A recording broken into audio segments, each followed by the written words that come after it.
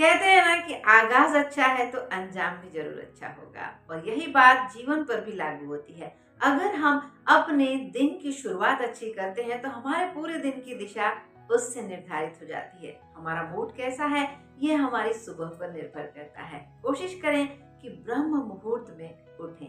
ब्रह्म मुहूर्त सूर्योदय से 1.5 घंटे पहले का समय होता है, और अगर ऐसा न कर सकें तो कोशिश करें कि जितना जल्दी उठ सकें उतना ही बेहतर होगा, क्योंकि इससे जीवन में सुख, स्वास्थ्य, समृद्धि और सफलता का मार्ग प्रशस्त होता है। माँ लक्ष्मी प्रसन्न होती हैं और साथ ही हमें काम करने के लिए अधिक समय मिलता है। दूसरी बात यह है कि जब भी हम सुबह उठते हैं तो एक नया सुनहरा दिन देने के लिए ईश्वर को धन्यवाद दें। उसके बाद अपनी हथेलियों को देखें और एक मंत्र का जाप करें।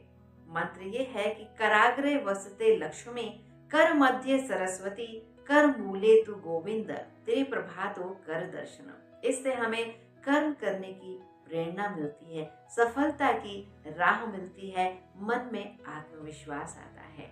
और इसके बाद ईश्वर का दर्शन करें तो हम में पॉजिटिव एनर्जी आती है और आगे बढ़ने में उनका साथ बना हुआ है ये भावना आती है। और स्नान करने के बाद सूर्य को जल जरूर दें। तांबे के लोटे में अगर हम लाल फूल और कुमकुम, रोली या सिंदूर डालकर ईश्वर को, सूर्य को अर्घ्य देते हैं, उनके मंत्रों का जाप करते हैं तो मन में आत्मविश्वास आता है, साहस आता है, हर काम को करने की हमें एक दिशा मिलती है।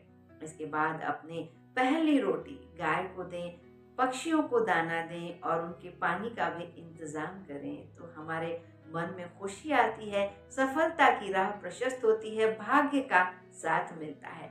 और हर दिन सुबह और शाम को जब हम पूजा करते हैं तो अपने घर के मंदिर में दीपक जलाएं। शाम के समय तुलसी चौरे में दीपक जलाएं, घर के प्रवेश द्वार पर दीपक जलाएं और पूजा करते समय, पूजा के बाद शंख की ध्वनि करें, घंटी की ध्वनि करें। जितनी दूर ये ध्वनि जाती है उतनी दूर पॉजिटिव इफेक्ट होता है, मन में भी और वातावरण में भी, और पॉजिटिविटी आती है।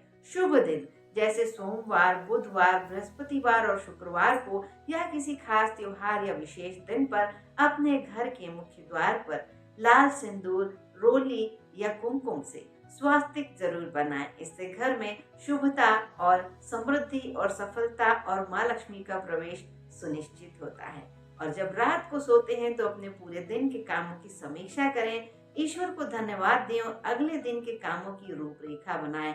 और किसी अच्छी बात का ध्यान करते हुए, अच्छे मंत्र को जापते हुए या ईश्वर का ध्यान करते हुए सोएं तो अच्छी नींद भी आती है और अगला दिन भी सफल होता है।